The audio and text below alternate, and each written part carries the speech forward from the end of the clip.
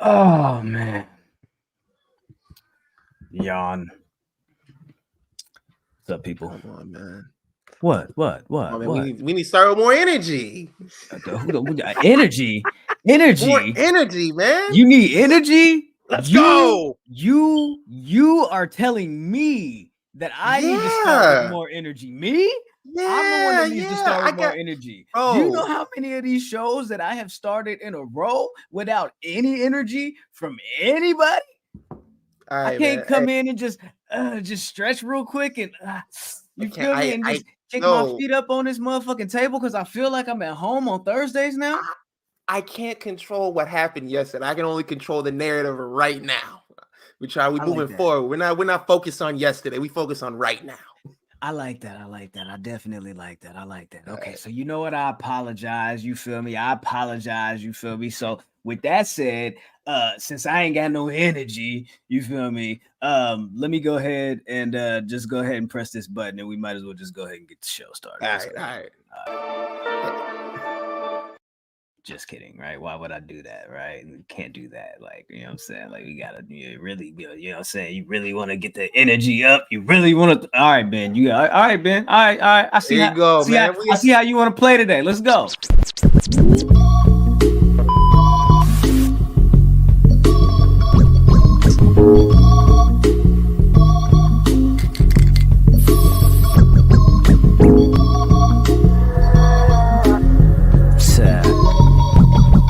Tell him. I probably send your wish to give me some chicken. If you ain't knowing, love, it's the list. I just want y'all to know, y'all heard what he said to me about this energy shit, right? So let's just go ahead and remember that. Let's go ahead and remember that right now. Let's go ahead and remember that. Let's go ahead and remember that. Let's remember that right now for the next 90 minutes, and let's remember that, you feel me, forevermore. You feel me? Yep. You know what I'm talking about? Forevermore. You feel me? As long as we're recording on Thursday nights at 7, I'm gonna have the energy. The energy. I didn't have the energy when we was recording at 10 o'clock, and I was going over there sitting in the corner. I was falling asleep when we were recording. That's when the energy was gone. But now the energy is here. I was like over there, just like off cam drinking Red Bulls and shit. You feel me? He's like, all right, bro, I got you, bro. Calm down, bro. Like, if you thirsty, you thirsty. Like, you ain't gotta hide the fact that you gotta hit a little 5-hour energy shot. You feel me? You're talking about, come on, my nigga. You feel me? I come in here and I do this shit off 12s. You know what I'm talking about? Don't play with me.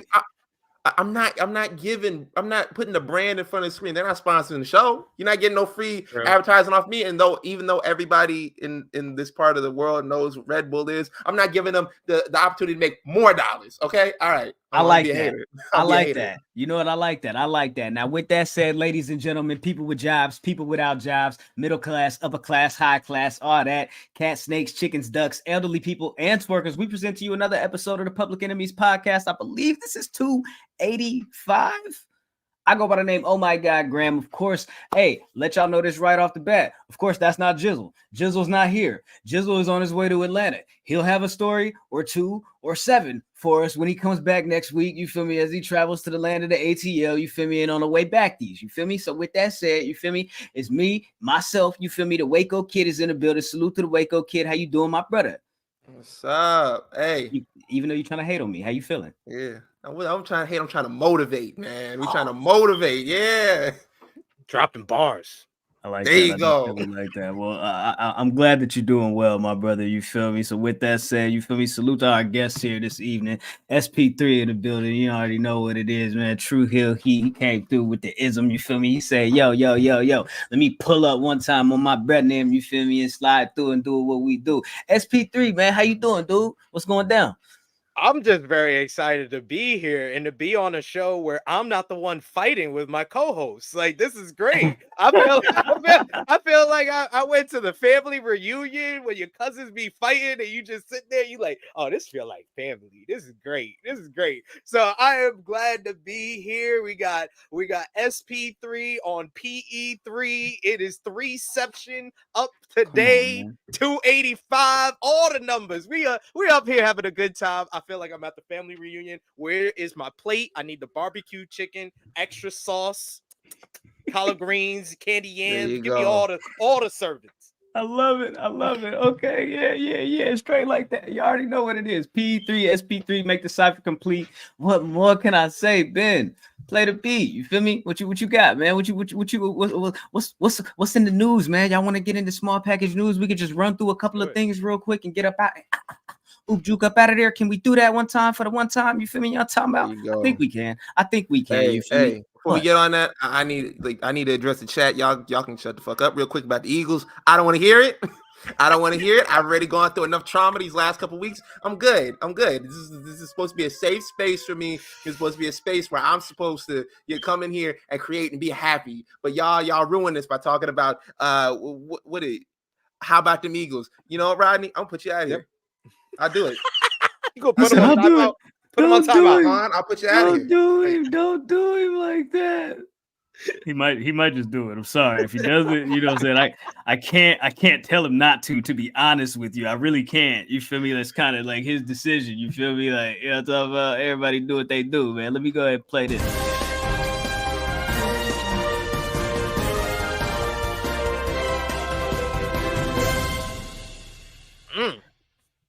All right, man.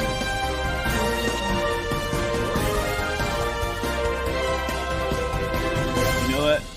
I always forget this loop button is automatic on StreamYard. I apologize. I apologize. You feel me? But you know what? You know what? Hey, you know what I'm saying? If y'all like doing it, yeah, and listen, we can living and learn.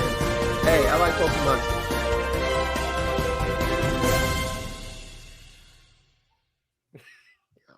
All right, man.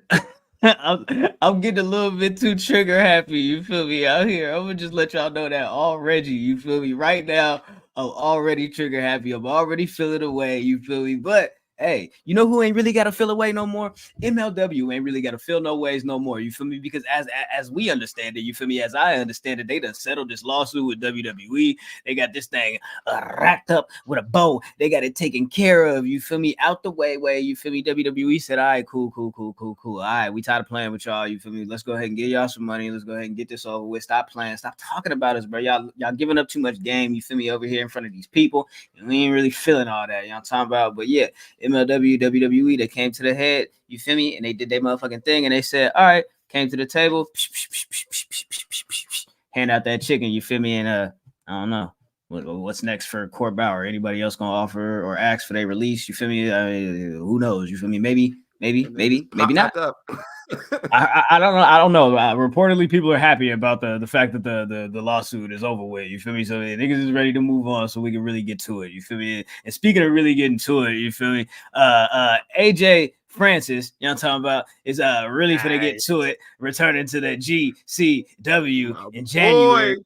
Hey man, listen, Doug. Hey, these what is it? We about a week out from these non-competes being over with. You feel me? So hey, people gonna start popping up. They're gonna start doing their thing. A lot of people done got they little isms. You feel me? Booked for their returns places and for their first matches here and there and what have you. You feel me? Speaking of people popping up here and there and what have you. You feel me? Also, GCW, they just went ahead and scheduled this one right here. Rematch, Leo Rush, Myron Reed. I'm talking about 56 Birds. That's January 13th. I'm talking about, hey. Myron said, you can't run no more, dog. You can't run no more. I know you talking about you a free agent now, but you ain't finna run from the, you know what I'm saying? You ain't finna run from the young GOAT. You feel me? We really finna get it cracking out here. You feel me? I love it. Oh, and I believe Mansoor is on that same show as Dalla as well. Yeah. Yeah, you're right. Yeah, because they just popped up at DPW this yeah. Him and the former Mace. I'll call him the former Mace for now. It's Massey. Massey. Let's go ahead and give him his proper credit and his proper due. You feel me? Hey, Ben, you wanted to highlight this MLW match? Alex Kane, Richard Holiday. Back at it one more time. Yeah, one more time. Yeah, Saturday, January 6th. Y'all, if you able to get it, Fight TV streaming, man. Support.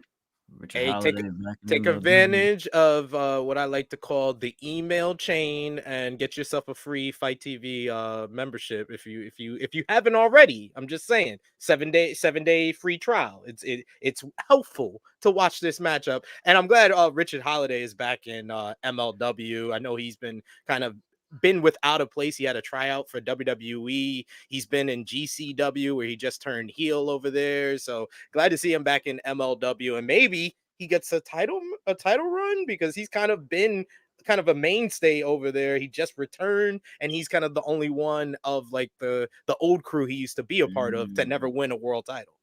Yeah, but you know what I'm saying? He gotta step up and deal with the, you know what I'm talking about? Boomaye. Boomaye. What he gonna do with it? You feel me? I don't know if he could do nothing with Alex Kane right now. That boy running through everybody. You feel me? So we gonna have to see, man. Yeah, January 6th. You talking about? You feel me? Make sure y'all stay tapped in, stay tuned in. January 6th. Question mark. Yeah. It's gonna be some good shit happening on January 6th this time. Don't worry about it. Don't worry about it. It's good stuff too. Hey, Court Bauer, don't play with me, bro. All right, man. Last but not least, man, you feel me? Let's go ahead and talk about it, man. The Iron Claw premiere was a couple days ago, and these two linked up. You feel me?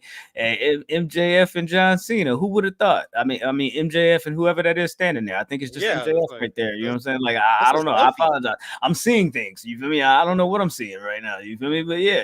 MJF and John Cena. You know what I'm saying? At the Iron Claw premiere, and a lot of people are now fantasy booking either MJF and John Cena feuding, John Cena going to AEW. You know, he already over there on Wipeout with the TBS, you know what I'm saying, partnership. So it's just a hop, skip, and a jump away. You feel me? So John Cena's a WWE lifer. Don't get it twisted, man. Yeah, that's one of the things. Like when him and there's a couple others that used kind of like AEW in the beginning to kind of leverage their contracts, where it's like, yo, man, I know you're not going to go over there. No, not him. I was just talking about others. Like Randy Orton leveraged his contract where he was kind of like on the fence, like, I might go to AEW, and he was never going to go to AEW. It's certain guys, like if John Cena came out today and the rumors hit like, oh, he might go to AEW, that's one of the things I got to see to believe. Like Edge, your man's over there. You're going to go over there. They're not giving you any more dates on your contract. That makes sense. But John Cena, nah, he loves WWE way too much and has them on a pedestal way too much to jump. Yeah, he doesn't need to go to AEW. He doesn't need to do anything in wrestling at all. And he's just giving back to WWE for all they did for him. But I saw that picture and I was like, oh, WrestleMania 45. Yeah, WrestleMania 45 seems about right. Ew. That nigga gonna be hella old. Yeah. I mean, the ball spot is already there. Facts. The ball spot is already there. True. That's true. Very true. Very true. Anyways, you guys want to talk about AEW? AEW has a I don't know, what is this? You guys heard about this? I don't know if you guys heard about this. They're doing this tournament. It's called the Continental Classic. It's a round robin tournament. It's got like Mark Briscoe, it's got Jay Lethal, Roosh is in it, John Moxley, Swerve Strickland. You guys, I don't know if you guys have heard anything about this, but it's a thing that they've been doing lately. It's kind of want to let you guys know that, you know, in regards to that, John Moxley now, after defeating Swerve Strickland, has 12 points, not 9, like this image shows here. But don't worry about that. The nigga that made this image here didn't get the right one, and then I picked this one instead of the right one, so it's on him, not me. Don't even worry about it. All right. But John Moxley, I'm just saying, he got 12 points. Swerve got 9. You feel me? Bruce got what? 6 now. He got 6. You feel me? Jay White got 9. You feel me? We in a situation where we're getting closer to the end of the tournament here. So I'm kind of wondering where you guys' heads at and where you're seeing things going here. You know what I'm saying? Because in regards to the Blue League, they had El Idolo. You feel me? And Brody King. Sir. Now Andrade got 9 points. He leads the pack over there. You feel me? In the Blue League, my dark horse pick, Daniel Garcia, ain't won a match. And what are we doing here? You feel me? Like I don't know, man. Where are you guys' heads at with this tournament so far? SP3, I'm gonna start with you. I'm gonna give you the ball, throw you the rock to see what y'all do with it. You feel me? What do you think about the tournament so far? Where do you think it's headed? Who do you think is in the finals? I swear, you and my good friend Jeremy Lambert are the only people that thought Daniel Garcia had a chance of winning this. Like, I was like, he's gonna get. I was like, all I can give him is one really good win. He should get one really good win in this tournament. Just one, but bro. Overall, by far, this is the best tournament AEW's ever done. Like, it's just like, it's not even close. Like, this is exactly what they said they were going to produce to us back when they originally started a sports-based presentation where you got to pay attention. Wins and losses matter. And they're not just doing matches like QT Marshall said when he dipped the hell up out of here and was making up excuses because Tony said, I don't want to see you wrestle anymore. But it's basically matches that are also telling a story. Like someone like Mark Briscoe, I talked about it earlier today, that Mark Briscoe, he has 0 points, but he's been one of the most compelling guys in this whole entire tournament because his whole story is he still hasn't hit the J Driller. And that's the difference between him in losing and winning. And he's come so close and told this great story, this great underdog story. The match with Swerve last week was fantastic. The match with Jay White last night was great. I think that's a great story that they got there. Eddie Kingston, who was so confident going in, putting up both titles that he earned in the greatest year of his career. And then he got lost in his first match. That lost his confidence. Then he lost the second match and he got angry. Now he has the road to try to make the finals. You got Bryan Danielson with his eye injury. You got Swerve being this hot star who's on the rise. You got Moxley trying to prove himself again. You got Jay White trying to bounce back from losing at Full Gear. Everybody has these different stories, and that's what we want. We want great wrestling matches and great stories, and that's what we're getting with the Continental Classic. As far as the Gold League, what I'm hoping for after last night, I thought it was a great match. Mox and Swerve thought it was a great match. Pretty much all the matches except for Roosh and Lethal, because that was like 4 minutes. They knew we didn't need much of that. That's they got that up out of there. They was like, let's get up out of here. But all that the 3 other matches were really good to great. And I think that it's going to come down to next week on Dynamite. I need Swerve to beat Roosh, and I need Jay White to beat Jon Moxley because I want a 3-way tie in the Gold League. Because if you're going to do this tournament, you need to do something New Japan never did with the G1. And that's one thing they've never done, is a 3-way tie at the end of group play. So what happens if it's a 3-way tie? It's a 3-way matchup instead of a 1-on-1 in the group final. So then in that case, at the when is the finals for that? That's the group collision? final is the Dynamite before World's End. Okay. Oh yeah, because they're not doing a collision because it's on that Saturday. Okay, yeah. Okay, I'm tripping. Okay, got you. Okay, cool.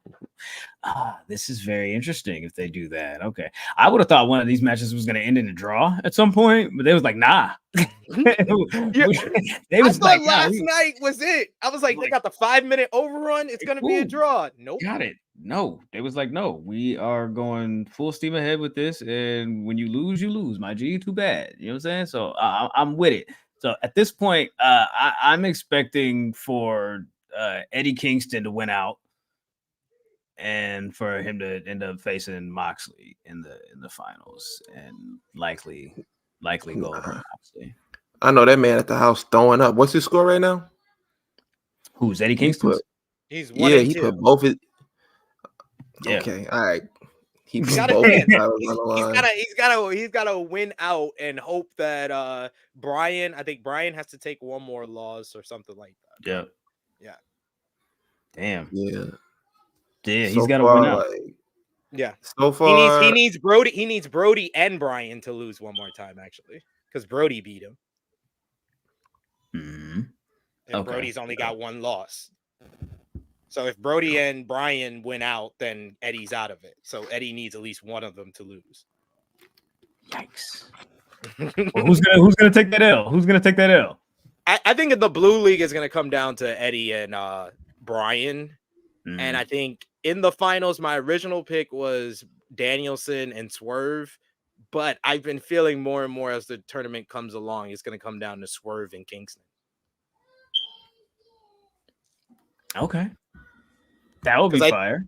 Because I man, if Moxley makes it to the finals, I am sorry. It makes no sense for him to beat Swerve last night. Swerve should have won if Moxley's going to make the finals at the end of this thing. I mean, you know. Keep Moxley strong, you know. I'm not mad at it. Man said if I ain't going on vacation, I need something. Y'all gotta give me something around here. I mean, can I at least win? Can I at least win like the new what is it? Can I win the new play-in tournament that we got going on? What is it? That's what this is? AEW Cup. The AEW Cup. Can I win that? The Continental Classic. You're gonna do a play-in. Can I put the banner up in the rafters after we're done and have Charles Barkley yell at me for doing it, even though it still counts as a championship win of some sort? In-season tournament. Okay, I'm with you. Nah, for real. Like if they run us back next year, you gotta have special ring designs. Like you can't just have the regular tarp on the ring. We need a blue one, and we need like little designs on it. Like y'all gotta get better. I like that from All Days Off. The Con Cup. Because I called their big screen the Contron, so the Con Cup too. That works. Yeah. That works with a K. KK. Just need one more if it's AEW very well. Anyway. I like it. I like it, man. Whatever, man. Let's run with it, man. Let's talk about the devil, man. Who is the devil? The devil just beat up Hangman last night. Why? How? You feel me? Like him and his partners, him and his cronies, they getting into it with Samoa Joe and them. You feel me? Yeah. What's happening right now? Like it causing a ruckus. Go ahead, man. So like this is like I like what they're doing right here. It's like one of those like old movies, like whodunit movies. Like as soon as like people are narrowing it down, they're like, "You're the one who attacked these people. You're the devil." Like earlier on in the show, Samoa Joe accused Adam Page of being the devil. And he's like, "Yo, I think you're the one. I found the bottle at the scene of the crime. It's your brand of beer that you like to drink." And he's like throwing all these like other like things at him. Hangman comes down, basically just tells him like, "Yo, it's not me." Later on in the show is like when we get the attack and everything like that. Like it's one of those old whodunit movies. As soon as like the evidence starts piling up and they're like, "Hey, you're the one that did it. You had the motive to kill this guy." And then the lights go out. Dude is over in the corner. He's dead. That's where we're going with this. And I'm not mad at it. Even though last week I was like, this I feel like this whole storyline should have been ended a while ago. And I still feel like that. They're making it kind of fun now. Like I'm here for the gang violence.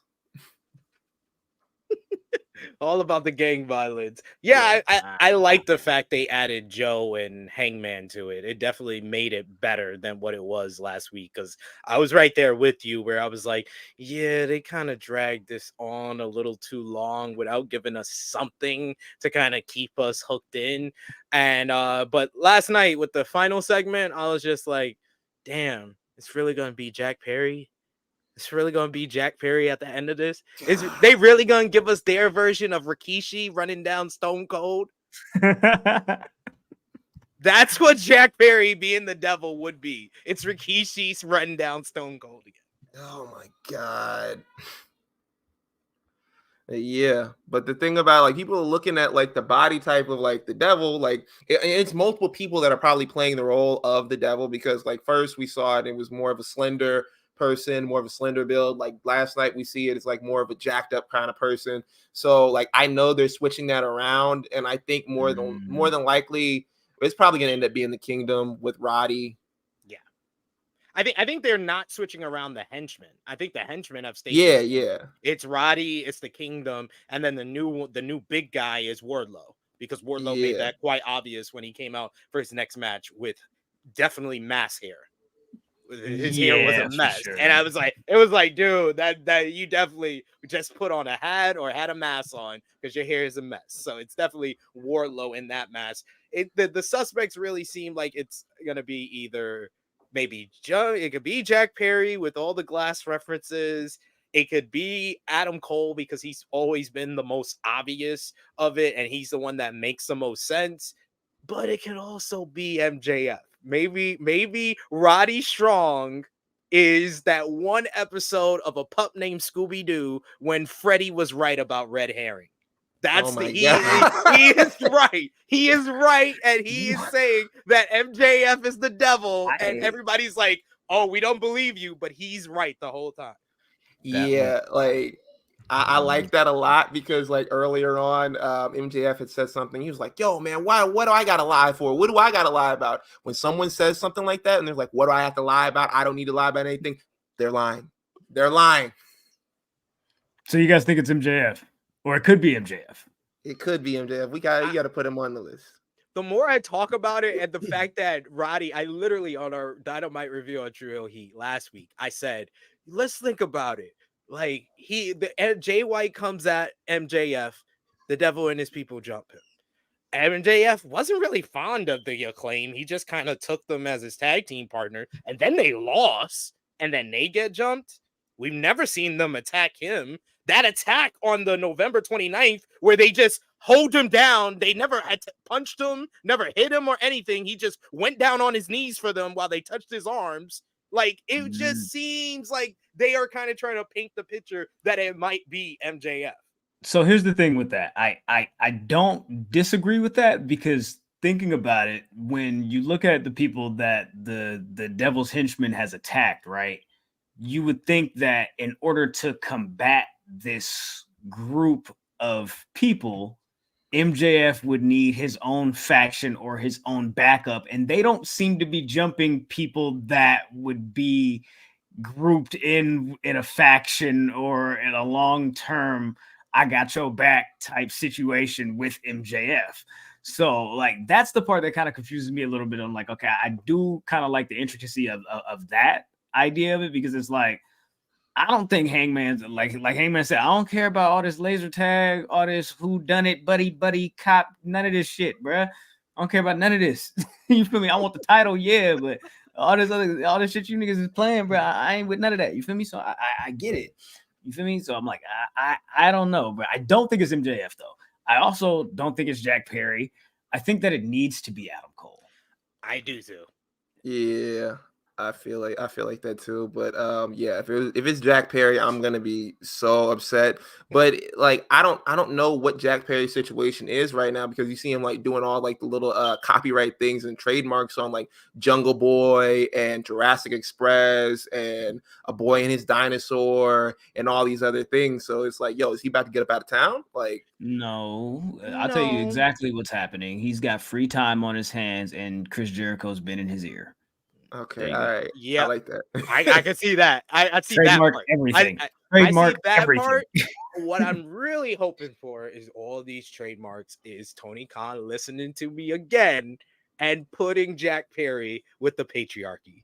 Because I'm sorry, I can relate to a story of a boy who goes out on his own, fails, and has to turn right back around to his daddy. that is relatable. Yeah. And then Christian's got two of his sons that he loves, and then it makes Killswitch farther and farther away.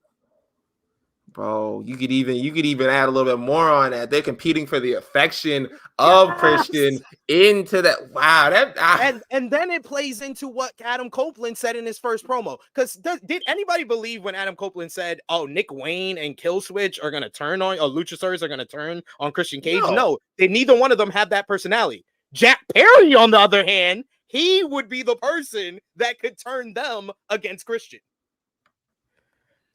Yeah. And then it'd be like a thing where it's like, you broke apart my whole Jurassic Express thing, I'm gonna break apart your patriarchy thing. You feel me? It's like a playing the long game type thing. Yep. See, I get it, but I just think that is just stupid. Like, because, and the reason why I say that is because it's like, I'll just boldly and plainly ask this question. Would Jack Perry be in this position if his dad wasn't Luke Perry? Would as many people be caping and fanboying for Jack Perry to be, I don't know, he's got to be the top, he's got to be a pillar, he's one of the best that they've got, if he didn't have a famous daddy? I don't know. No, he wouldn't immediately have that spot. No. because he doesn't immediately have that spot now. I'm just saying, like, he definitely is having to work for it. You feel me? But like, there's just certain shit that I'm looking at, and I'm just like, I don't see it. From a fan standpoint, like I've talked to AEW diehards, I've talked to casual AEW fans, I've talked to fans who people aren't really fans, but they know what's going on over there. Yeah, nobody really likes Jack Perry. I'm gonna be completely honest with you. I have never seen anybody caping for Jack Perry on the timeline. I've never seen anybody like, yo, that Jack Perry, that's my guy. I think like I don't know where you put him. There's a significant gap between Jack Perry and Sammy Guevara and MJF and Darby Allin as far as pillars. So. And we saw that, we've seen that ever since the Pillars feud ended. Since that Pillars feud ended, Darby was kind of set up as kind of like the middle of this whole thread of Nick Wayne, Christian Cage, Sting, Swerve. Like he had everything going on coming out of that feud. MJF had the Adam Cole thing. Sammy was kind of had to rehash his whole thing with Jericho. Jack Perry had to do a kind of forced together feud with Hook out of a makeshift tag team that nobody cared about. Like, So yeah. I think that he had to turn on somebody though, because it felt like Jack Perry kind of got to a point where he wanted to be able to do it on his own, and he felt like he was going to be able to get the AEW World Title. And then when he didn't get that, he tried to fight Sonata. He didn't get that. You know what I'm saying? Like he couldn't get the IWGP. Sonata didn't even use his main move. Sonata came up with a new he move. He played that nigga. You feel me? He used his own move that everyone kicks out of. Yes. Oh my God. Sonata did not care for that match at all. It was kind of like a spit in the face type of thing. You feel me? At least if you want to look at it from a kayfabe and a storyline perspective, you feel me? Like the next best thing was to, okay, well, shit. I know I'm better than Hook. He's only had 27 matches. You feel me? Or whatever the fuck. Like he's still a rookie. You feel me? Like I could knock this nigga block off. You feel me? And so bam, that's what he did. You feel me? So I get it. You feel me? And then that was short-lived, what have you. He gets suspended, and then now they got to figure something else out for him. I just don't. I don't know, man. Like I feel like when we look at the pillars, you're 100% right. There does appear to be a gap between MJF, Darby, and Jack Perry and Sammy Guevara. Sammy Guevara, unfortunately, being the last one on this. Like you have amazing matches, but you just don't have anything that connects with the crowd. And that's just I don't know like what that thing is. You feel me? But I don't want to get us too far off. You feel me? But World's End is December 30th, and I feel like we have to get a reveal there. Yes. So can we trust that there'll be a devil reveal at World's End, and we kind of figure out what the next phase of this MJF title run, if he's able to defeat Samoa Joe for a second time? I would think so. I kind of feel like he has to now. Yeah. Yeah, it definitely is a situation of that, because like I can see you carrying this whole the devil thing from one pay-per-view to another, even though it's been longer than that. But when you're bordering on like 2.5 like pay-per-views, like going into like it's at the point where it was like I said last week, like the women's feud that they had, the AEW Originals versus the Outcasts, like that was carried on way too long, way past the expiration date, and now it's like a situation like I feel like we're kind of bordering on that. Whereas like, yo, we need to get to a point where it's like, yo, we don't have these things going past the point where people aren't interested anymore. Yeah, I agree with that. Like I want them to feel comfortable with ending a rivalry or a storyline in the middle of like pay-per-view months, because like you're not getting, like a lot of times you're not getting pay-per-view from month to month. Like feel comfortable with carrying like a different storyline into the next pay-per-view. Like yeah, I want AEW to end a story when it's supposed to be ended. Sometimes AEW ends a story too early, or it drags on too late. Most of the time when it's Chris Jericho involved. God damn. Save Kenny Omega. Pray for Kenny Omega. Save Ricky Starks. Damn. The fuck. No, but Ricky Starks actually tried. Kenny Omega looked like, like a kid that's going on a school trip that he does not want to go on. Yeah. He looked so disinterested. I felt so bad for him. Kenny Omega. Oh, poor Kenny Omega. But I'm getting off topic here. But I agree with you, because this is going to be the third pay-per-view since the whole Devil angle started. Yeah. It started before Wrestle Dream. So yeah, they definitely have to reveal who this is at World's End. Yeah, I agree. It's gotta happen. It's definitely gotta happen. Yeah, Ben, where you want to take it, man? Go ahead. Oh, finish up, please. I just wanted to echo your sentiments about the whole storyline with the Golden Jets or whatever they're calling themselves now. Like, this is why I said, like, everything Chris Jericho touches, man, it's just like I don't want this anymore. And like you said, it was the worst like segment on the entire show, and I feel like we've been robbed of having Kenny Omega in the Continental Classic because he's over here doing this bullshit. Like it like this stuff, like in the end, it won't matter at all. And like, I'm just like, yo, I just want to move past this.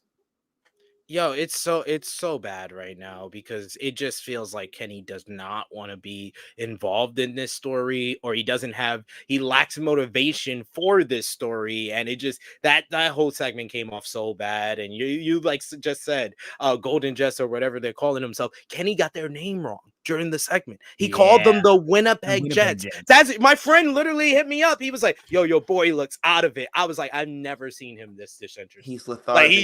Like he just felt like he sleptwalked through that. So wait, wasn't there that thing? There was also a thing that I saw a report.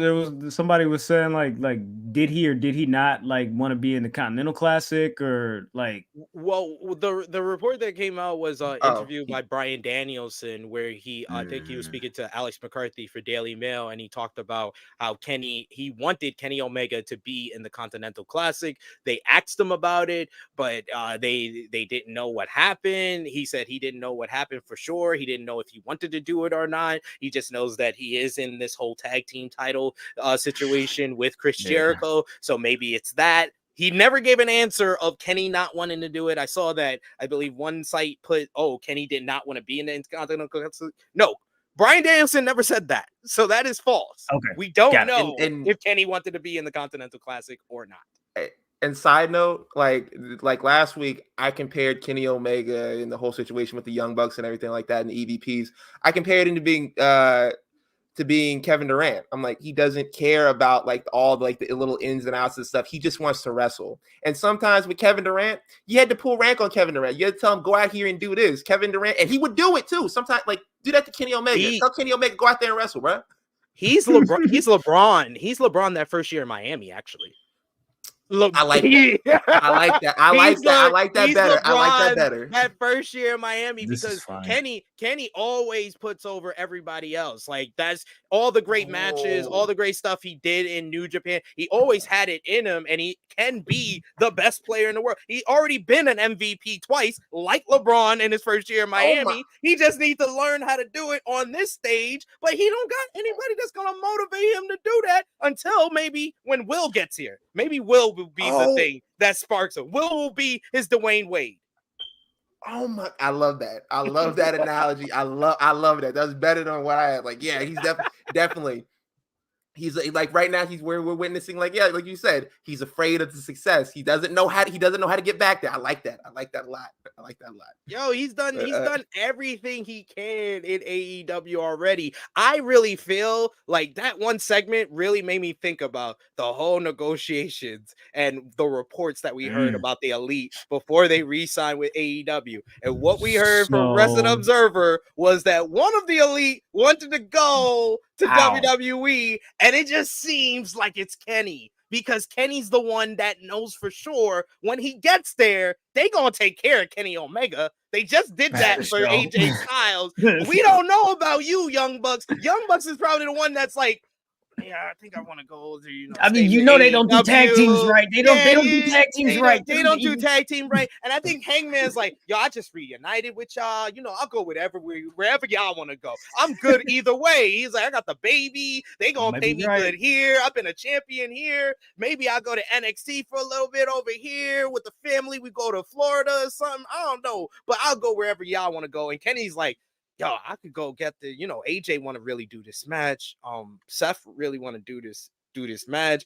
Maybe we got a real boss that will make me face CM Punk over there. I don't know. Maybe. I don't know. Maybe. So that's a good point, man. Because I know there was that speculation that one of them did want to go, and it was kind of like, I know it wouldn't be the Bucks, so it kind of was like a toss up for me between Hangman and Kenny Omega. And I'm like, he really ain't doing nothing right now. But to be honest with you, both of those matches are a possibility. I still believe, you feel me, like Will Ospreay will be there, but like those two matches that you just mentioned, Seth and AJ, because don't they both also possibly have WWE contracts coming up in 2024?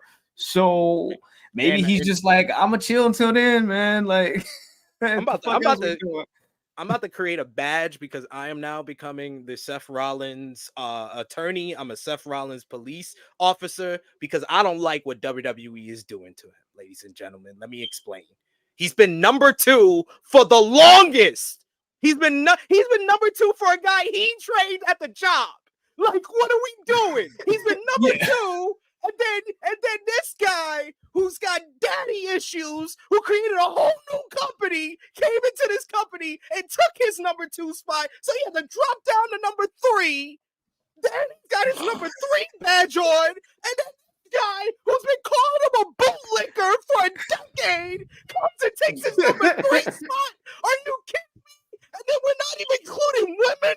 His wife would be ahead of him. Like, Seth Rollins needs to leave. He needs to leave. He needs to leave. Oh my God. Yo. I'm clipping that. I love it. I love that. We gonna get to Seth Rollins. Seth Rollins. Yeah. Don't worry about it. We'll get to that. We can definitely get to Seth Rollins. Ben, before we do that, you want to take a quick little palate cleanser and do like a question of the week real quick? You feel me? And get some of the people's opinions on things. All right, cool. Let's do that. Let's definitely do that. This nigga SP3 said, nigga, I came here to cook. I came here to cook. He said, okay, I came here to, okay, I'm with you. All right, my bad, brother. Let me, Ben, should I, okay, so here we go.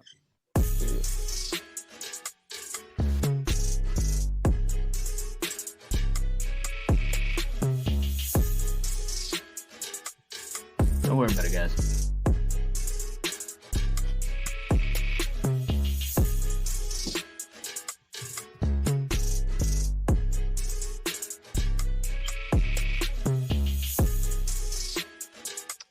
I just kidding. You've got mail. I'm about to say this shit.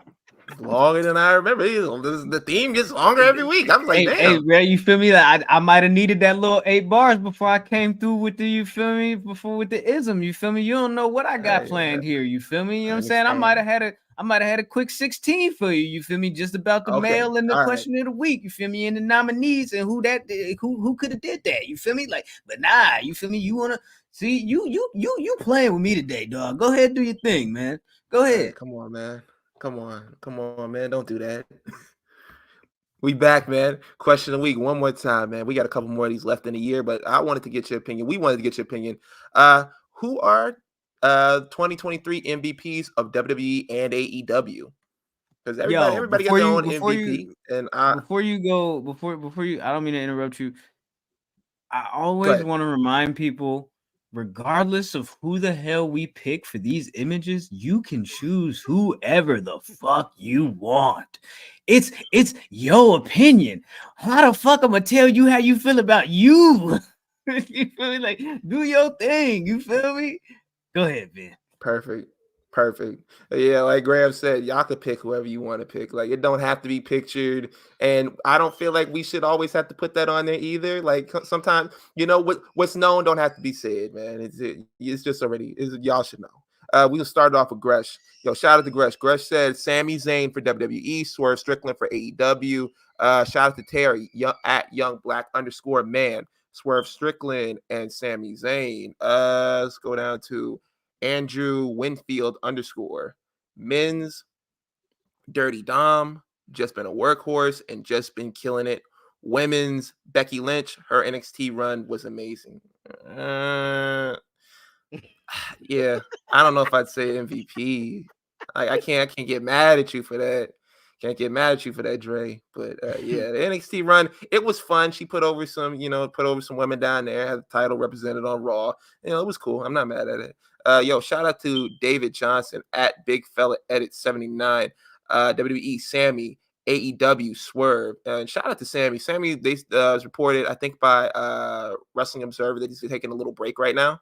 Yeah. So shout out to Sammy. If anybody deserves time off right now, it's definitely him. They go on to say honorable mentions: Rhea, Tony, Christian, Jay, and Dominic Mysterio. Hey, we don't do honorable mentions over here. These are dishonorable mentions now because we just told you to pick 2. Now they're dishonored. Dishonor on you, dishonor on your family, dishonor on your cow, all that. Yo, shout out to Vaughn at 305 King Vaughn Jr. WWE, Rhea. AEW, Swerve. Let's see. At Jeff Stone. That boy Ricky Starks be having Ricky Stark. I can't read today. I'm sorry. That boy Ricky Starks. He be having to save every segment he in, especially when unfunny jokes, people who should have retired in 2000, mid-ass jokes don't get off. Yeah. Ricky was over there like Chris Jericho over there trying to call him Enzo Amore, and it's like no one really buys that. Like yo, no one is like I've never seen anybody make the comparison, even though he is alongside Big Bill. I've never seen anybody be like, yeah, you're like Enzo. It's because we have fucking eyes and we have fucking eyes. We have fucking ears. Yeah. Shout out to Eve. Our frontal lobes are fully developed. Shout out to Black Announce Table. Yes, indeed. But yeah, man, like no one is doing this. Oh my God, you have a list. Shout out to all XWE 73. Oh my God, you have a list. Yeah, men's definitely. And women for NXT. Oh my God, I'll read a couple of these. WWE men's, Cody Rhodes. WWE women's, Io Sky, and the rest of them I'm gonna put behind the paywall. I'm just kidding. NXT, Ilya Dragunov. NXT women's, Tiffany Stratton. AEW, MJF. AEW women's, Akira Shida. And they just wanted to let us know that we forgot Impact. I'm sorry, I didn't forget Impact. I don't have I can't read every answer from like each one, so I just narrowed it down to 2. I'm sorry. This segment would run on forever. It would. Yo, shout out to Toshimo. Hey, bro, this man literally blew up my spot this week. Like when I made the post about CM Punk, he was like, "Yo, Ben, you can't be out here talking like that." And I'm like, "Bro, how do you know it's me, man? How do you know it's me?" He's blowing up my spot, using my government name. I don't appreciate that. But my boy said AEW, MJF, WWE, Dominic Mysterio. Damn, Dom. Shout out to Gee. Gee says Gunther.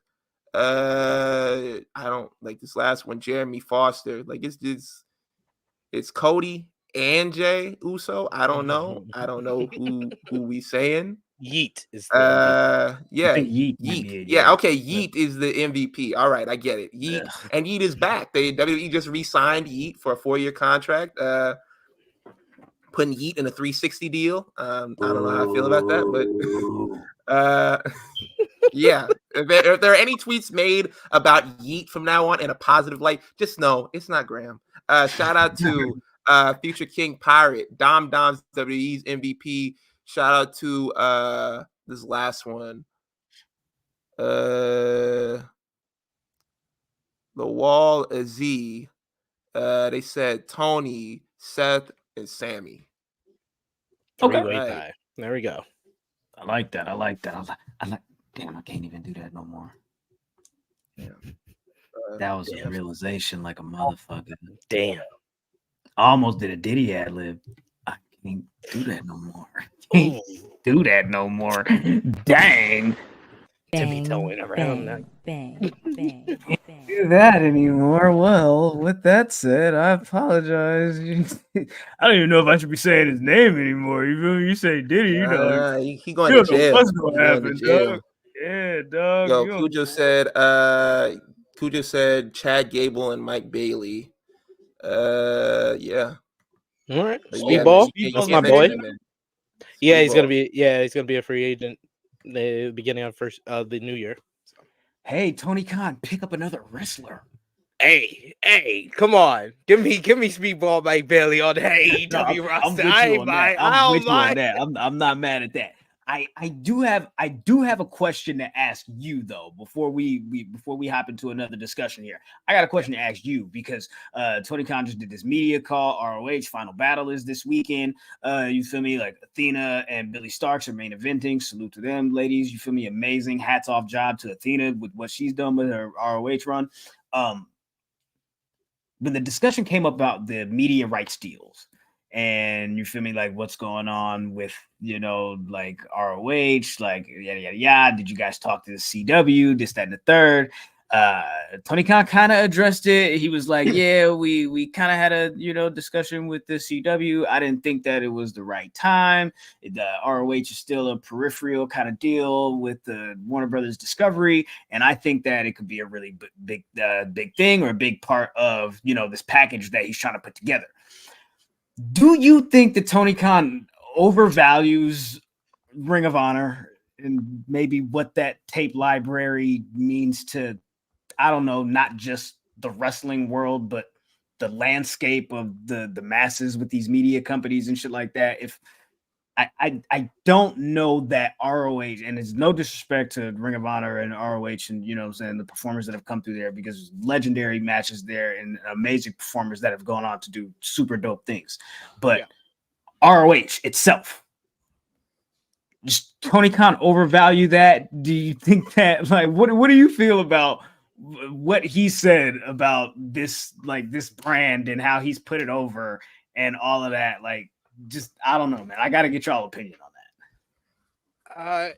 In light of the news that has circulated, and to give everybody kind of a refresher course, so earlier this week, Dave Meltzer puts out a tweet that things is changing greatly.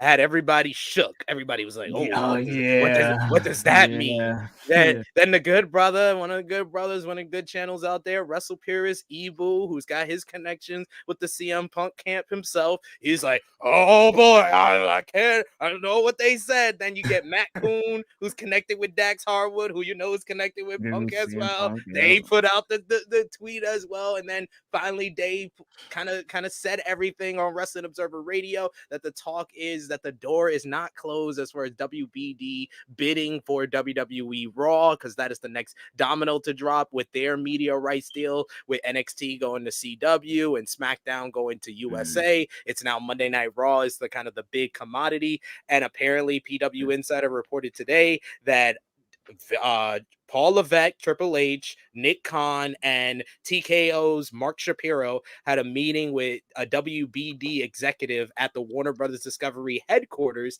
in New York City on Monday. And this news came today, one day after Tony Khan said he met with WBD on Tuesday.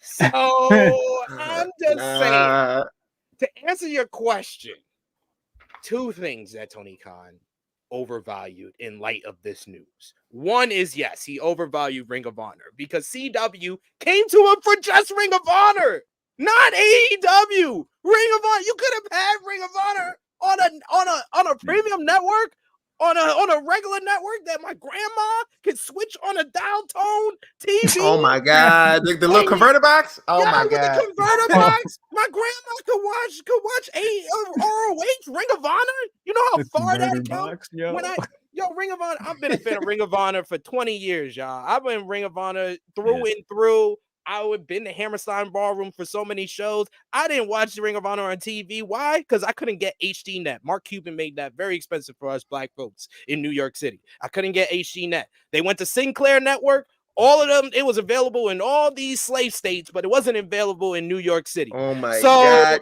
You're speaking to me, bro. It was available for me. I was watching Ring of Honor when Kevin Steen was down there. I was like, oh my God, what is this? Yeah, you're right. It's definitely in the slave states. It's only in the slave states they had Sinclair broadcasting. So I wasn't able to see that. So to find out that Tony Khan would have got it to a network television show like that, you don't even need to say, oh, I done this for Ring of Honor, I done that for. I got Ring of Honor on CW.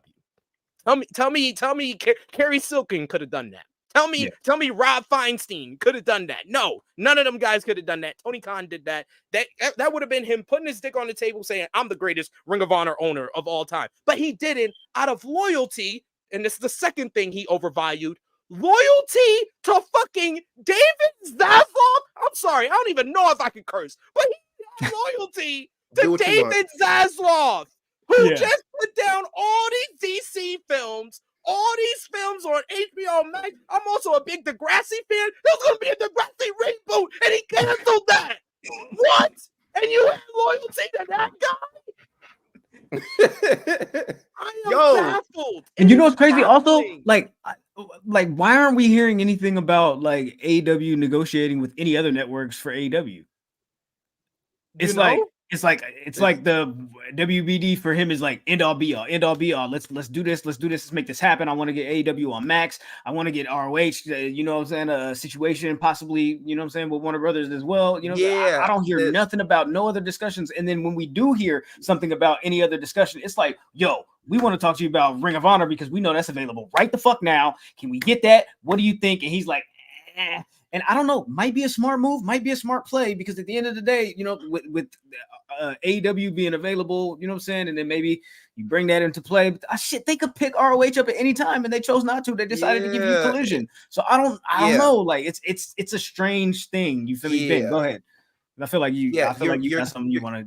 You're completely right with the whole thing. Like when they came out with Collision, I thought, just like a lot of other people, that they were going to take Ring of Honor and just be like, okay, well, we have Ring of Honor. Why don't we just push to the forefront and put it over here? And like on top of them, like turning down the whole CW thing, like we see like, yo, they turned it down. WWE picked it up. You're going to get NXT on there coming next year. NWA was going to be on there, but they kind of fucked it up. So now they're relegated to being on the app. Like you could have had so many different avenues to put Ring of Honor out there, and it's loyalty to a fault. It's like Mike Tomlin keeping on horrible like coaches and stuff like that out of loyalty while it's hurting the team. You're sitting over there like SP3 said, you're sitting over here, you're loyal to these guys who were literally cutting films just so they can get that money back, put that money back in their pocket. Doing exactly what WWE is doing right now.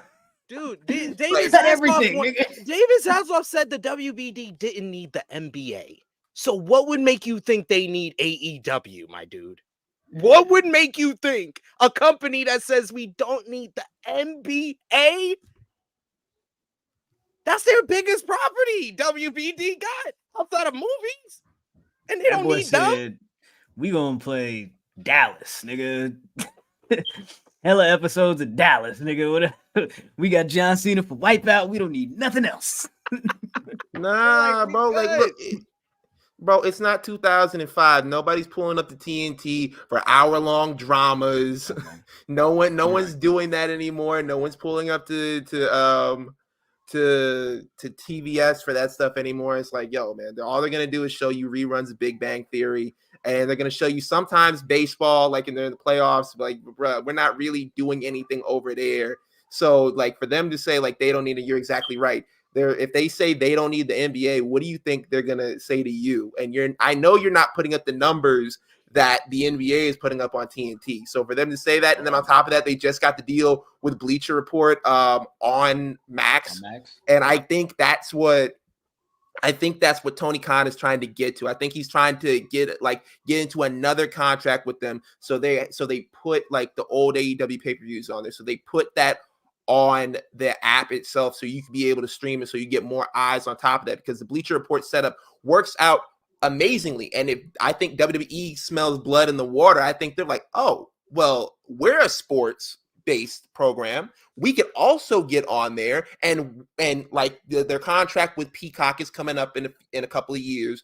If they can get over there, get their feet in the water when that contract is up, where's the perfect place for them to put their entire library? Where's the perfect place for them to put their pay-per-views and have that streaming? Go for Peacock to Max. Exactly. And it's a jump, and it would make sense. And on top of that, like I feel like the Peacock app, I feel like it's gonna die soon anyway, because there's nothing over there. I feel like if you take WWE out of there, I feel like that app falls, because like, bro, let's be honest. What are you watching over there? You watching The Office?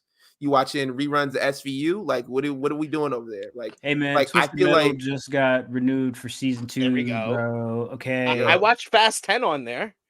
Awful movie. I would have never paid to see that movie. So let's go ahead and talk about, you guys mentioned a lot about David Zaslav and somebody having trust in him. One thing that somebody said about David Zaslav is, you know what David Zaslav thinks about me? He calls me One Bill Phil.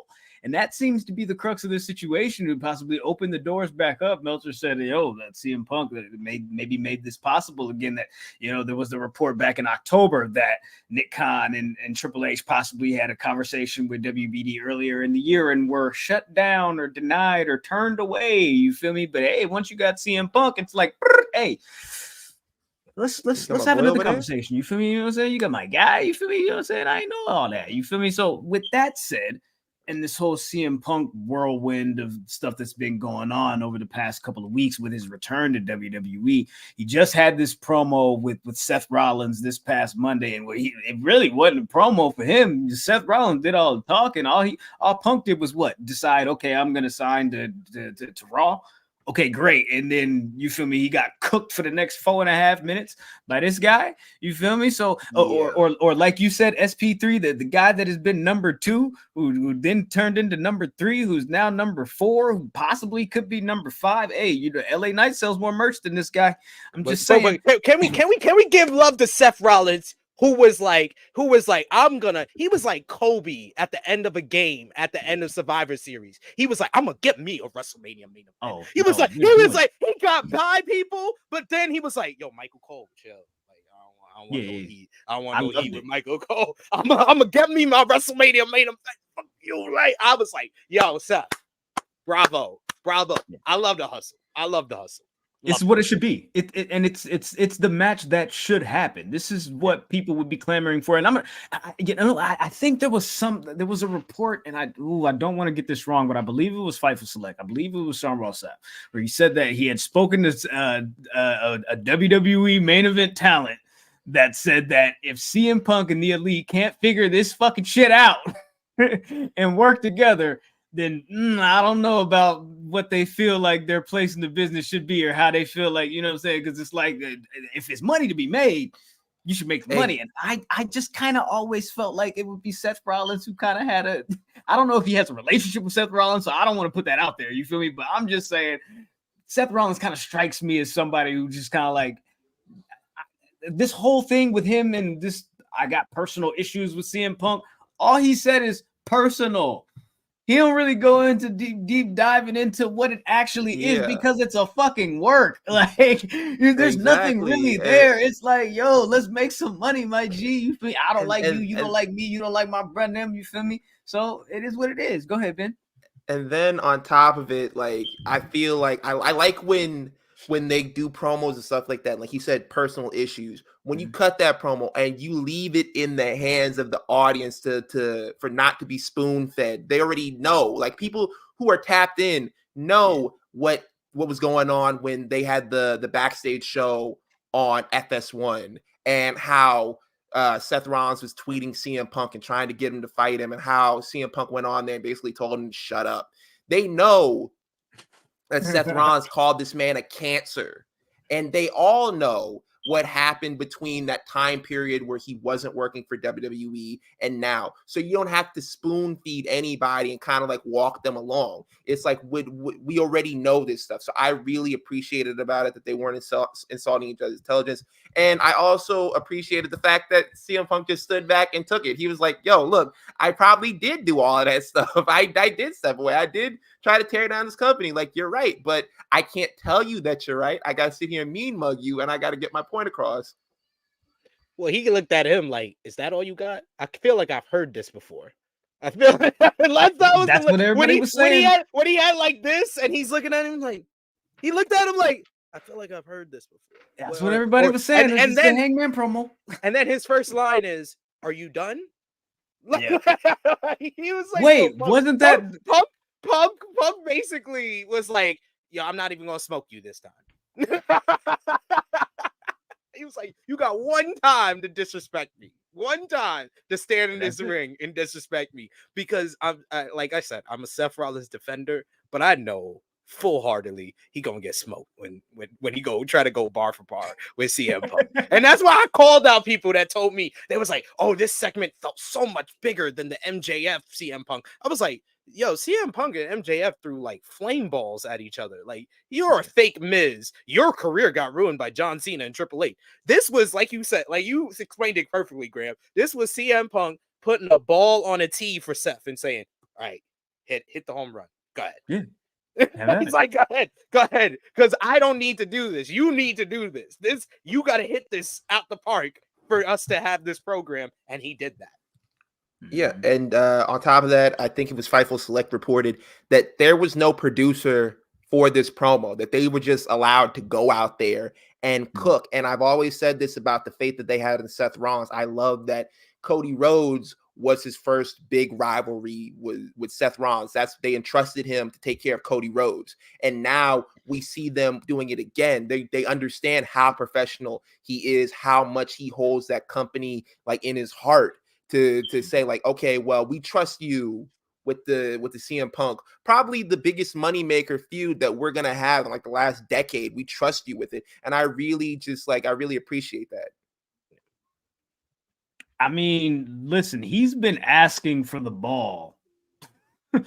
You know what I mean? So for him to, you know what I'm saying, do what he did at the end of Survivor Series and play into this and really get this buzz going for this match, you know, I don't know, man. It feels like the stars aligning for him.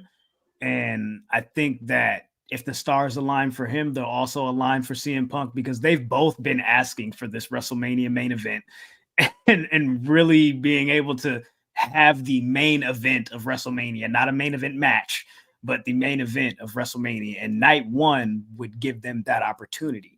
You mean a 3-for-1, buy one get one free 2-night extravaganza? You mean that? Yeah. Okay. Yeah, that one. The best part though, guys, he gets to have revenge for Becky stealing his main event all those years ago, because we all know Becky and Rhea was gonna main event this thing if Punk doesn't come back. If Punk doesn't come back, that's night one main event. So Seth gets revenge. He gets to lay the pipe and be like, I stole that WrestleMania main event tonight.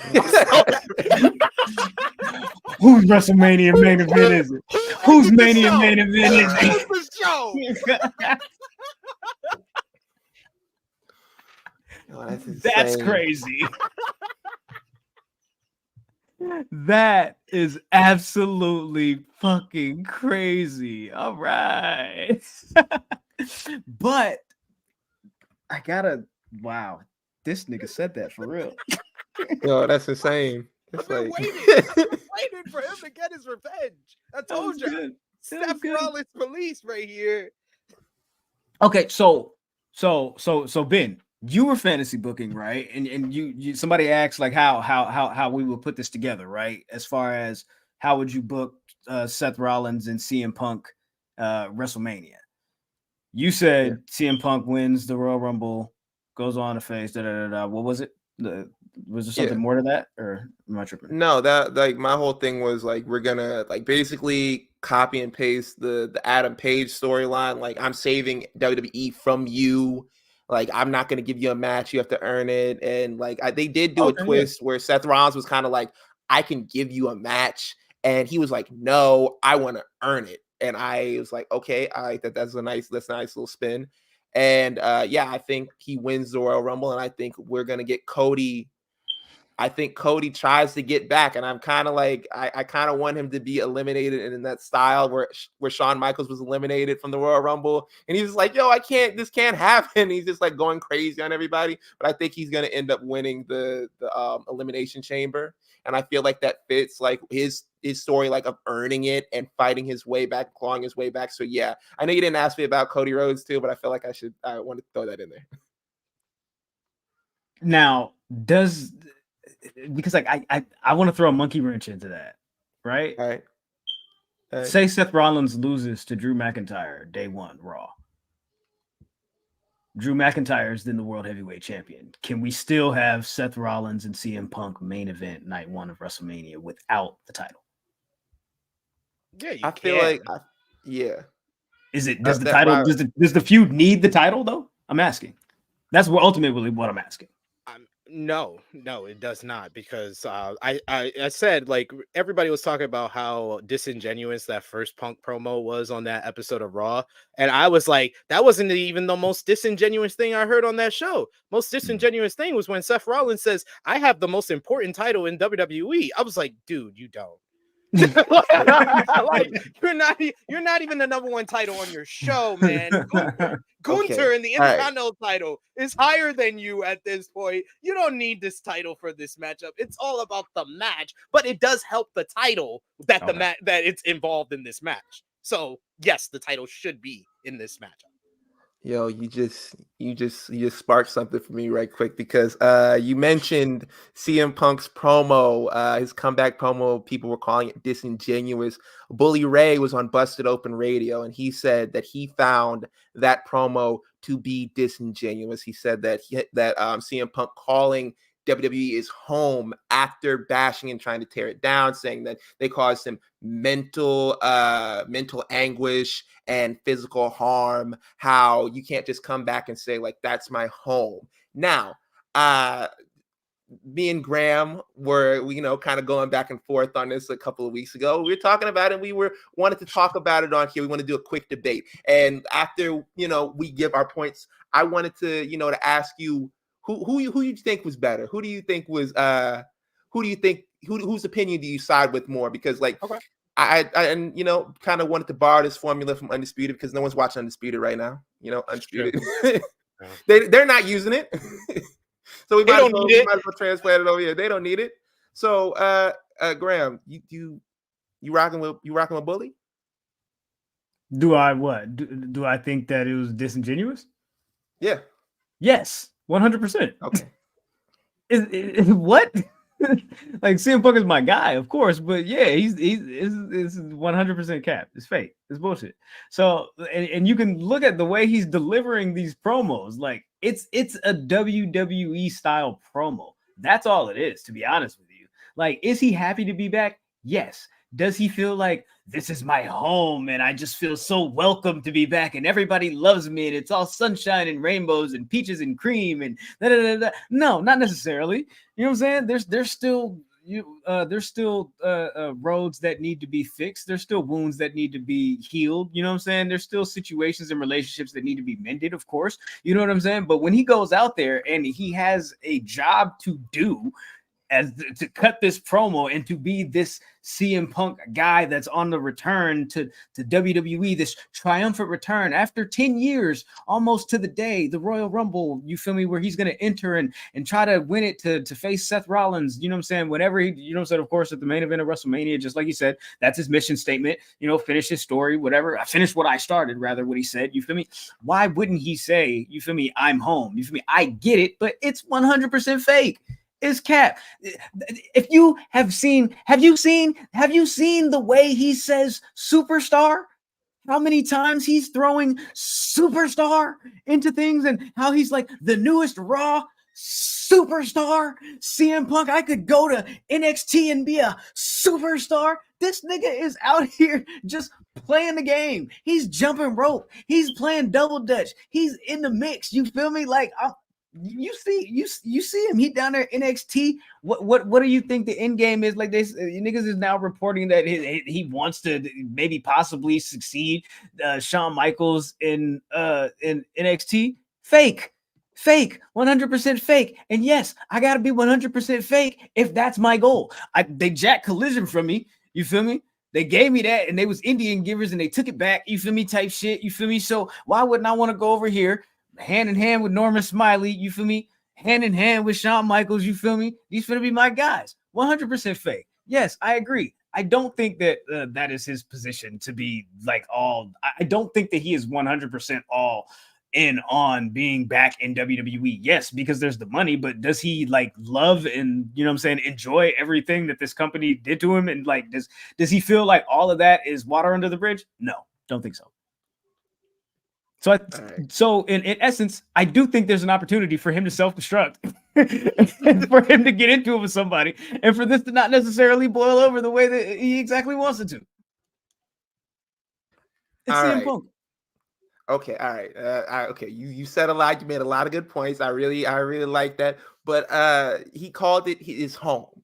Now, I'm gonna try to relate this as closely as I can to, you know, I want it to be relatable to the people. You know, when you moved out from your parents' house and you got your own place and you sitting up there with your girl and you're telling her about the mental anguish you went through when you were a child. You're telling her about what happened at home and how you went through these certain things. I know, at least for me. But guess what happens? Christmas rolls around. Thanksgiving rolls around. Are you not going home? Hey, I talk to my mom twice a week. I like that woman. She caused me so much mental turmoil. But guess what? I'm calling her. I'm saying, what's up? I'm saying, how you doing? That's what I believe is CM Punk. It's like, yo, we might have grown apart. Some things might have happened. Look, I'm backstage meeting these young guys. I got the girls down in NXT who called me their father. I don't gotta be Christian Cage. I got my kids right here, man. Like, I don't gotta do that. I don't gotta call nobody's dead father, nothing like that. They love me. This is a situation night and day at WWE. I think what happened was when he was in AEW, he realized this ain't my home. This is a house. This is a house. It's not a home. A chair is still a chair. Okay. When there's no one sitting there, that's what he said. He was back, like he was like, this is not the vibe that I wanted. When like he's down at NXT, right? He was down at NXT.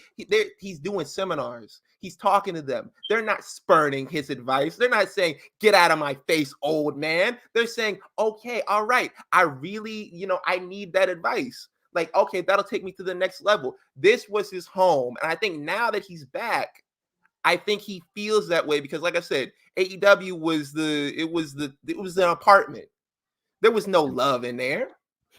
There was no feelings in there. It was like, yo, this was I thought it was gonna be. I saw it on the website when I moved. I went on the digital tour to look at the apartment, and now that I'm in here, it just feels cold and empty and alone, and no one loves me. Walls. He's like, facts, white walls. I can't put up any decorations because I won't get my deposit back. It's like, bro, I don't want to be here anymore. I want to go back home. I want to be backstage dapping up Kofi Road.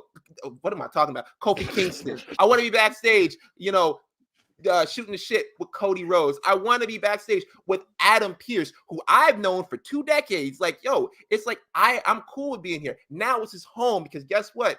The landlord that used to be here, the bank that you used to go through to pay your mortgage, they're not here no more. Vince's not here no more. It's more of a home atmosphere, and I get it. I get it. Sometimes you talk down about your home. Sometimes you're like, you know what? You the place you grew up. I say it all the time where I grew up. I'm like, I don't want to go back there. Fuck that place. Like I said, Thanksgiving rolls around. I'm at the door right there with a dish in my hand, telling my mom where you want me to put it. That's CM Punk. Okay. All right. 2 very good arguments here. And I was very surprised by both of these arguments, I will say, because at the beginning of this debate, I was very much on Graham's side because 100% that Raw promo is disingenuous as hell. It's the line. Y'all, everybody's talking about the "I'm home" line. It's the "I came back because I love you guys. I love you guys." He said it twice, like right after, because he didn't believe himself the first time. He said, I love you, I love you. Like it was like he was practicing. Like, oh, that's the one. That's the one. In the Yeah, mirror. that's the one. That's the one. That's the one. Yeah, that's the one. That's the one. So that was disingenuous.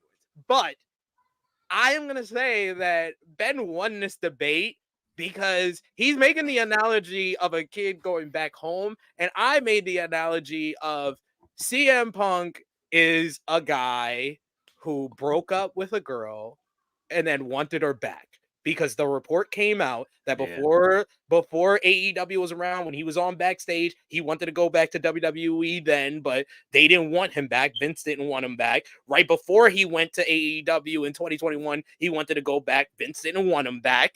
And then he showed up in April. This year. Earlier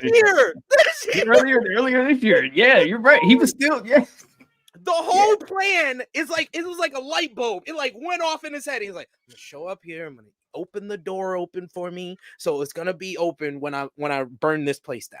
Let me go back and burn this place down. And then I could come right back over here. So that is like this is why everything makes sense if you think of it of a guy that broke up with this girl and then regretted it. And then the girl didn't want to take him back. So he's like, oh, they gave me mental anguish. Oh, they was horrible to me. She treated me like trash. Blah blah blah. Still, at the end of the day, he texting her like, "Hey, big head, how you doing? Yeah, you want to take me back?" And then when the girl is got a new job, living all luxurious, more successful than ever before, she says, hey, you could come back. Yeah, you just punched out somebody. You just lost your job. You could come back over. So CM Punk is at home. He feel like he at home. He's like, my feet is dirty. I'm gonna put my feet up. He's like, yeah, I'm gonna take over NXT. He think he's doing he has all the goals in mind. I don't know how that's gonna work out in WWE, but God bless to him. God bless to him. So yes, Ben wins. Yes, sir. Yo, and this is vindication for because we've done debates, we just never officially like put it together. This is vindication for the whole women's tag tournament debate. So we're back. It's 1-1. So hey man, it only took you a year and a half to get one up on me, man. Congratulations. There you go, man. Hey, you know what? You just like Kofi Rhodes, my G. You just like Kofi Rhodes. You just like Kofi Rhodes. Finish your story. You're making me crazy. We need the meme of Kofi Rhodes now. Anytime we talk about Kofi for the culture, we need the Kofi Rhodes meme. Oh my god! I think that's you feel me? Cody Kingston when they put the Kofi on him. You feel me? I've seen those before. You feel me? You know what I'm talking about? Oh man, you know, so listen. Before we get out of here, listen. If we want to, this white guy is black. That's funny. Ha ha ha. Let's talk about two black superstars. CM Punk in this company that are fucking killing shit. You feel me? And I'm talking about Trick Mello Gang. I'm talking about Carmelo Hayes, and I'm talking about the 2023 Men's Iron Survivor winner, Trick Williams. They just had this whole thing with Ilya Dragunov this past week. They've been telling the story of who done it, who attacked Trick Williams, just like the whole who done it with the devil thing that they're doing over there in AEW. It's, you know what I'm saying? There's always some who done it shit going on in wrestling. I love it. All right, but Carmelo Hayes and Trick Williams have been on this path, man, where I just feel like it's a collision course, just set to happen, and I don't know, man. I'm wondering if I can ask you guys, are you buying what he's selling? Do you think that Trick Williams attacked Carmelo Hayes, or did he not? Because he's here saying it was Ilya. It just made more sense. He got the title out of this, you know what I'm saying? He got Melo out of the picture. He's trying to get Trick all the way out of the picture. Like, what do you guys think about this, man? I feel like it's getting a little bit too close, and I need answers now. I need answers. Who did this? Melo did that shit, yo. Melo did that shit. He did that shit. He guilty as fuck. Like that final segment, I was like, damn, bro, I was with you. I was in the courtroom. I was about to get my suit on and be his lawyer. But man, he incriminated himself way too much in that last segment. When you start accusing people and then your whole theory doesn't even sound good, it's just like, dog, you done incriminated yourself. Like, why you even said anything? and then when the doctor checked on him after the attack, they was like, your knee's perfectly fine. Man, like, dude, I know you a Triple H and Shawn Michaels fan, so you saw that angle in 2002. So like I know you done laid down in the back and act like your knees hurt. Like, damn, like I was with you, Mello. Why you had to incriminate yourself? Somebody said that this was the Enzo and Big Cass feud revisited. Yes, when Big Cass acted like he got it.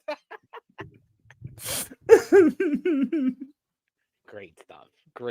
Like, Great stuff. Like, yeah, like I didn't believe him from the start because like when they brought in Lexus King was like, I might have been the one that attacked him. I was like, you weren't the one that attacked him, bro. Like no one gives a fuck about you anyway. But like you definitely weren't the one that really attacked him, because if you're out here like say if you did it or not.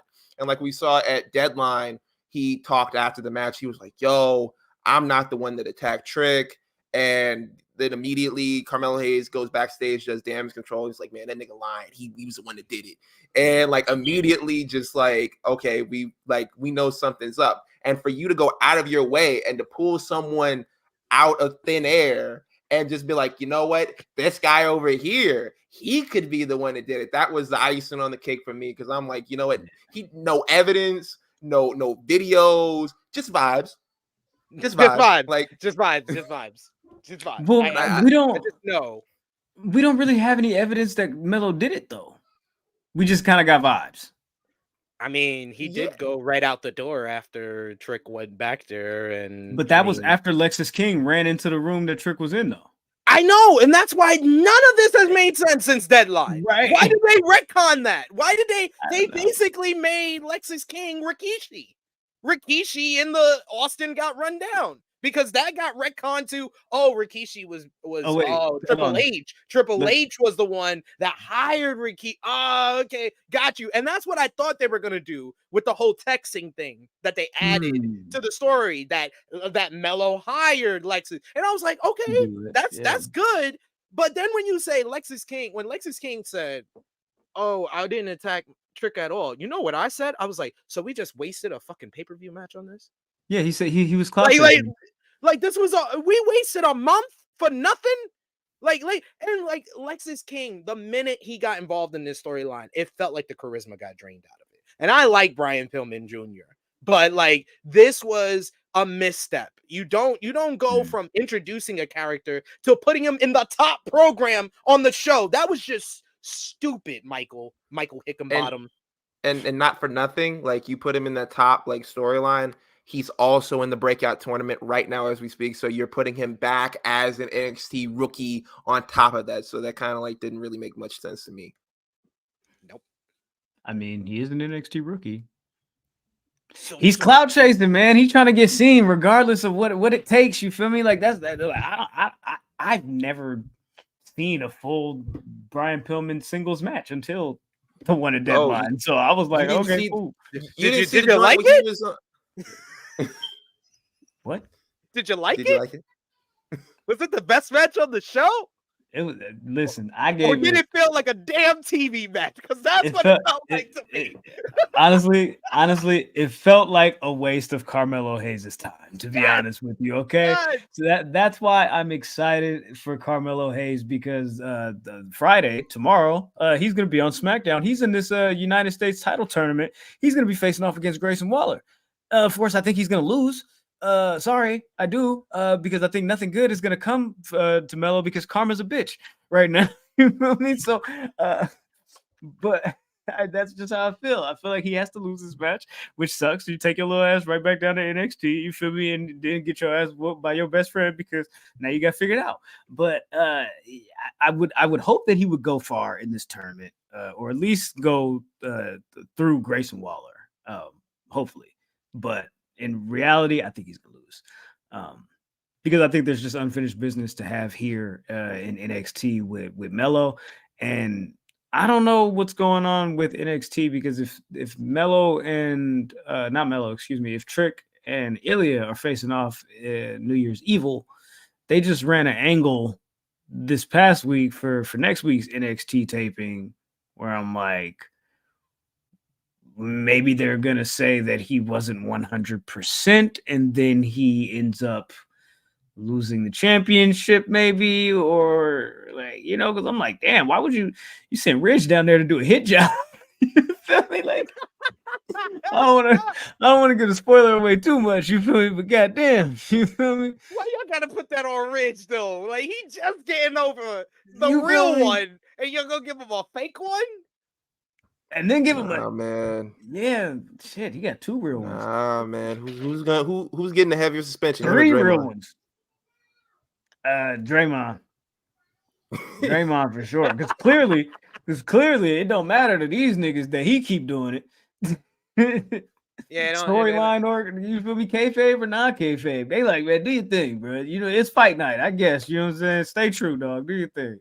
Whatever. SP3 has referenced 2 people this program as Rikishi, and one of them is Jack Perry, the other is Lexus King. So just wanted to throw that out there. Both men under 300 pounds. They probably 2 of them together probably weigh the same as Rikishi. Probably his butt cheeks, maybe. Like, those 2 guys ain't that muscly. He's like, yeah. My goodness, man. Well, hey, man, what else, Ben? What else you got before we get up out of here? Before we close up shop, is there anything else that we haven't touched on that we're just kind of missing before we go? Do y'all think Lexus King wins this breakout tournament? Because I seen everybody's on the Obafemi bandwagon right now. Yeah. I don't think Obafemi is gonna win. But do I think Lexus King is gonna win? I think he's got a fucking shot. I think it's kind of foreshadowed that he is. I think it kind of has to be him. Yeah, I think it's gonna be him. It's gonna be him or the guy who beat what was his name? Keanu Carver. What's the guy's beat? Oh, the dude from JHU, Riley Osborne. Yeah. I think it's either gonna be him or Brian Pillman Jr. I think it's gonna be one of them. Okay, cool. But last thing, Charlotte Flair leg injury. Reported by PW Insider, Charlotte Flair injured on SmackDown, was originally scheduled for this week's WWE live events, but was pulled. There is no concrete update beyond some being extremely concerned that the knee injury could be fairly serious. Damn. Yeah, Charlotte, get well soon, man. I hope she's all right, man, because that looked a little nuts. I did see the clip on social media as far as when her and Asuka, I think they fell off the top. And it looked like she definitely pulled something or something there with that leg, the way it extended. So hopefully she's all right, man. Like, god dang, this would be a horrible time for something bad, like with an injury for her. About to ruin a big WrestleMania payday for her and probably Bianca, because it feels like they've been teasing her and Bianca this whole year. Yeah, and I just that would be big, man. And it just, you know, I don't know, man. I would hope that that's not the case. Maybe, hopefully, she just pulled it, and you know they'll keep her out of live events, you know, for a couple of weeks, and then maybe, you know, Royal Rumble is a very light kind of match. You got a lot of people in there. She won't have to do too much, you know, and then kind of ease her back into it. Hopefully, that's the case, you know. Hopefully that's the case. But definitely we're sending our love to Charlotte. Hopefully she's good, you know. For sure. But, Jesus Christ Almighty. All right, man. Well, let's go ahead and close up shop, dog. SP3, man, I greatly appreciate you for making time and coming through, man, and pulling up on your guys here, man. Listen. This has been a great time, man. So floor is yours if you want to do any shout outs, if you got any announcements, anything going on that you want to throw out there that you want us to know, let the people know. You feel me? Please go ahead and do so. Straight like that there. Yes, sir. Well, I want to thank Graham and Ben, first of all, for having me on here. I've been wanting to be on here for all 285 episodes y'all been doing. So I appreciate y'all having me on here, and definitely got to have y'all back over on Tru Heel Heat. That's where I'll do my plugs. Y'all can go over there, the Tru Heel Heat YouTube channel, pretty much like 5 to 6 days of content over there. I'll be live on Saturday at 11:05 a.m. Eastern time with our flagship podcast, myself, Miss Chrissy Love, talking about this week in wrestling, WWE, AEW, New Japan, Impact, all that good stuff. And I also got an interview dropping tomorrow on the Tru Heel Heat YouTube channel with TNA World Tag Team Champion Chris Bay. We talk about the TNA rebrand. We talk about where the ABC stands in the Bullet Club Civil War. We talk about all that good stuff. So check that out. That drops tomorrow. I am over on the Fightful Overbooked YouTube channel talking about sports and nonsense, over on Wrestle Talk website where I do my writing. I also do a review for SmackDown over on Sportskeeda Wrestling. So I do that tomorrow. I totally forgot. But yeah, do that stuff. So all that good stuff. Check it all out. Shouts to the Tru Heel Heat team. Shout to a bunch of our supporters, subscribers. So a Frantic World, a couple of people I see in our chats over here in this chat. So I love to see the cross-pollination because it's all love over here in these parts. Big action, man. Well, make sure you follow in the squad at the Enemies P3 on all social media platforms. Of course, I go by the name. Oh my God, Graham. Beat me there, don't meet me there. Y'all talking about it is what it is. You feel me? Ben, young Waco kid, man. The floor is yours, my G. Yo, you can follow me on Twitter, Instagram, TikTok at _SonOfMars_. And yeah, you can follow CJ, who is not here this week. I know he's gonna be like, y'all talk about me, y'all mention me, y'all tell the people where I was. So shout out to CJ. Yo, follow him at _me. So you follow him right there. Or if you don't want to spell out the whole thing, you just go to the page. It's in there, the bio. Just click on it. I know you guys are lazy just like me, so just go ahead and click on there right there. And yeah, that's it. That's it for me. Yes, indeed, man. Well, hey, man, make sure y'all stay tapped in, stay tuned in, stay dangerous. We'll be right back here, same time, same place next week. But until then, like we always do at this time, take care of yourselves and each other. Deuces.